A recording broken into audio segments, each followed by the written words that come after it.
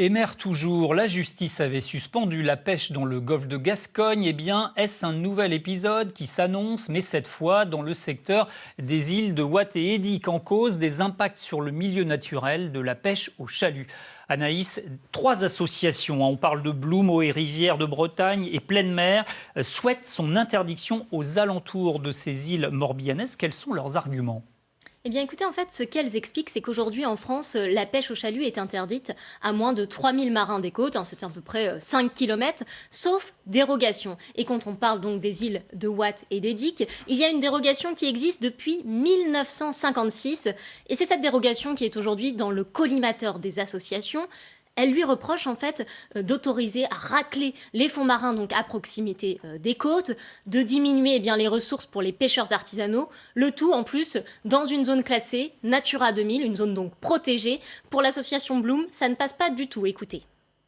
On a des navires de pêche qui viennent jusqu'aux abords des îles de Watt et Edic, parfois à quelques dizaines ou centaines de mètres de la côte, et qui viennent pêcher en tractant des filets sur le fond marin ou dans la colonne d'eau et qui ramassent tout sur leur passage. Donc c'est une véritable hérésie que de laisser le chalutage perdurer dans ces aires marines qui sont dites protégées ou dans les zones côtières qui sont des zones de nourricerie absolument cruciales pour la reproduction et la croissance des poissons.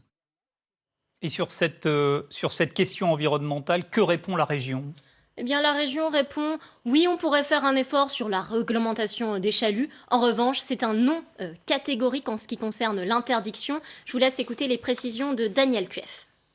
On est dans une société aujourd'hui où l'interdiction est quelque chose qui n'est pas accepté.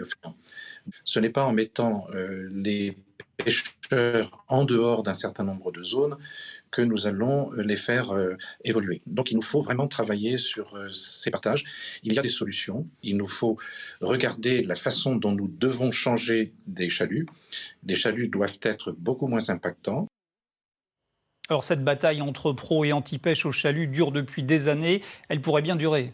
Oui, on n'a pas fini d'en parler, vraiment, c'est la technique de pêche la plus décriée à ce jour, parce qu'en plus de racler les fonds marins, comme on vous l'expliquait, elle est aussi très gourmande en carburant. Selon les dernières études scientifiques, ces chalutiers pollueraient tout autant que les avions. Alors en face de cela, il y a un secteur de la pêche, lui, très installé, et qui souffre à chaque interdiction, donc le problème est loin d'être résolu.